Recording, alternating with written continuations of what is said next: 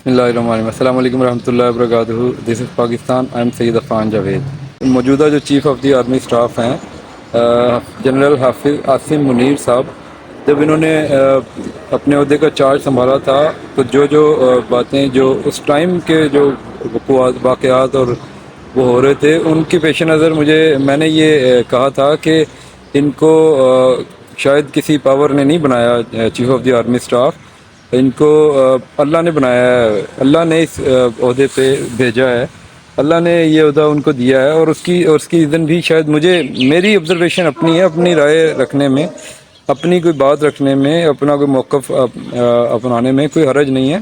جو مرضی اپنا موقف اپنائے، لیکن بات جب اب کچھ چیزوں کی جب وہ گہرائی میں گئے، جب کچھ معاملات دیکھے، جب وہ دیکھا کہ واقعی یہ جو معاملات تھے یہ بہت مشکل معاملات تھے، ان کا chief of the army staff select ہونا، ایک دو لوگ صرف ایسے نہیں تھے جو نہیں چاہتے تھے کہ chief of the army staff بنے، بہت سارے لوگ چاہتے تھے، بہت ساری لابیز چاہتی تھیں، بہت ساری کچھ ممالک بھی چاہتے ہوں گے، کچھ پاورز چاہتی تھیں، لیکن پھر اس کے بعد مطلب ان کو اللہ نے اس عہدے پہ بٹھانا، میں آپٹیمسٹک ہوں جی۔ میں آئی ہیٹ پیسمسٹ۔ مجھے جو مایوسی پھیلانے والے لوگ ہوتے ہیں، جو مایوسیاں پھیلاتے رہتے ہیں، مجھے ویسے ہی وہ شاید میں اتنا آپٹیمسٹک ہو گیا ہوں کہ مجھے وہ لوگ ہی برے لگنے لگ گئے ہیں۔ لیکن مطلب اس کے کہنے کا یہ ہے کہ جی مجھے جب کوئی سورج میں طلوع ہوتا ہوا دیکھتا ہوں تو میں اس سے کچھ امیدیں جوڑتا ہوں، میں کچھ اللہ کے نظام پہ غور کرتا ہوں، تو میں ان چیزوں کو کہ جب ہم گہرائی میں گئے تو پھر مجھے احساس ہوا کہ یہ واقعی یہ اللہ نے ان کو بھیجا ہے۔ اب دو باتیں ہیں، اللہ نے ان کو بھیجا ہے، یہ ایک عوام کی طرح ایک خام خیالی بھی ہو سکتی ہے، اور ہم اس سے کچھ امیدیں جوڑنا، اس واقعے سے، اس پوسٹنگ سے وہ بھی شاید وقت ثابت کرے کہ وہ بیوقوفی ہو، اور شاید اللہ سے امید تو اچھی ہی ہے، اور ہو سکتا ہے کہ اللہ اسی کو کوئی یہ جیسے بڑی ٹھنڈی ٹھنڈی ہوائیں چل رہی ہیں پیچھے نا اس ٹائم، تو ہو سکتا ہے کہ اللہ نے کوئی ٹھنڈی ہواؤں کا ذریعہ بنانا ہو، کیونکہ بہت سارے لوگ ایسے ہیں کہ جو جینون جو اللہ کے قریب ہیں، جن کے دل اللہ کے قریب ہیں، جن کی جو مصیبت میں ہوتا ہے وہ تو ویسے ہی اللہ کے قریب ہوتا ہے، بینگ اے مسلم ہمارا تو ایمان ہے،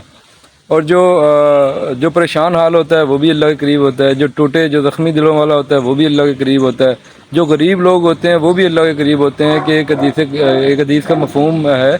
کہ غریب لوگ جو ہوں گے وہ امیر لوگوں کی نسبت جنت میں جلدی داخل ہوں گے، کیونکہ چاہے امیر بھی جنتی امیر اور جنتی غریب دونوں میں سے جو غریب جنتی ہوگا وہ 500 سال یا اس سے کچھ کم و بیش قبل امیر جنتی سے جنت میں داخل ہوگا۔ تو اب کہنے کا مطلب یہ ہے کہ جب اتنے اللہ کے قریب لوگ تکلیف میں ہوں گے،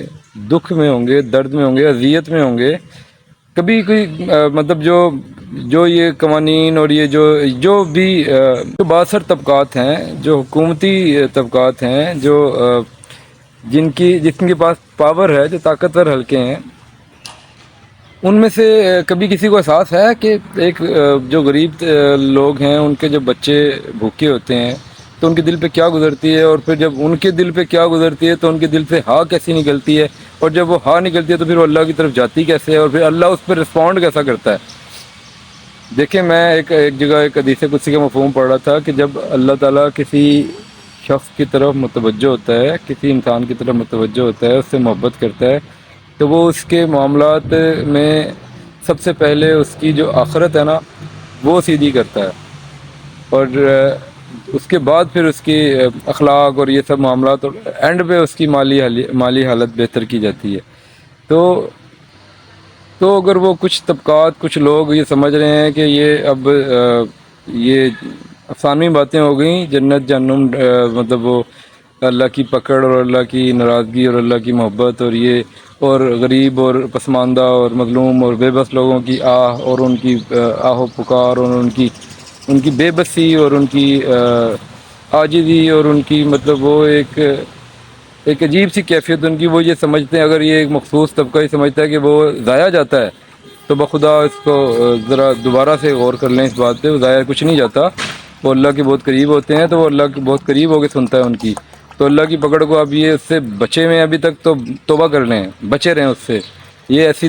پکڑ نہیں ہے کہ پھر کسی کو دے کے، کسی کو رشوت دے کے، کسی کو سفارش لگوا کے، کسی کو یہ کر کے اور کسی کو وہ کر کے تو پھر جان چھٹ جائے گی. پھر چھٹنی نہیں ہے جان، ایک دفعہ پھنسنی ہے تو بس پھنسی رہنی ہے پھر.